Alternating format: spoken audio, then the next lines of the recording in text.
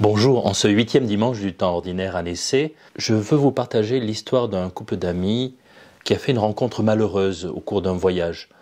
En traversant paisiblement un village, en marchant avec leurs enfants, un homme les a maudits depuis sa maison. Oui, maudits. Ils n'ont pas compris tout de suite ce que disait cet homme, alors ils sont repassés devant la maison et l'homme les a de nouveau maudits. Curieusement, cette parole de malédiction a eu, selon eux, un impact dans leur vie. Cette parole mauvaise les a d'abord inquiétés.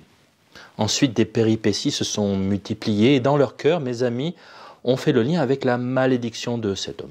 Alors, en reprenant l'image de l'Évangile, je dirais qu'ils avaient comme une poutre dans l'œil et qu'ils ne pouvaient plus voir la lumière de Dieu dans leur vie, les protections de Dieu, la providence de Dieu dont ils bénéficient toujours. L'inquiétude et le doute ont fait du chemin dans leur cœur, peu à peu, insigneusement, à cause de cette poutre. Oui, sans le Seigneur, nous sommes aveugles, car il est la lumière du monde. Alors, bonne nouvelle, il veut nous guérir de notre cécité, et il veut aussi nous rendre capables de voir et de profiter de ses bénédictions. Le premier remède est spirituel, les sacrements. La prière et les bénédictions en famille, la méditation, la mendication de la parole de Dieu, c'est plus important et c'est bien mieux que de méditer les malédictions, voilà. Et aussi les prières de délivrance et de guérison.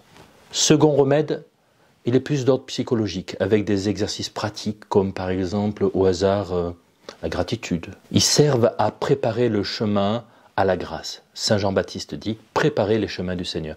Cela veut dire que nous avons à faire notre part, j'ai à faire ma part, pour nous disposer à la grâce de la libération de nos poutres qui nous rendent aveugles. D'ailleurs, les 3 piliers du carême, qui commencent mercredi, sont d'excellents exercices pour le bon voyage, le bon pèlerinage de la sainteté que nous faisons tous. Finalement, mes amis qui faisaient un super beau voyage se sont rendus compte qu'un autre voyage encore plus beau les attendait, un voyage intérieur, un voyage spirituel.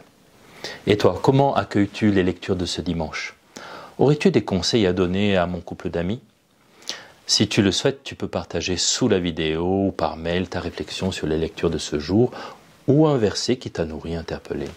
À dimanche prochain, sois béni. Le roi de mon cœur soit la montagne qui m'élève, la source qui m'abreuve. Oh, il est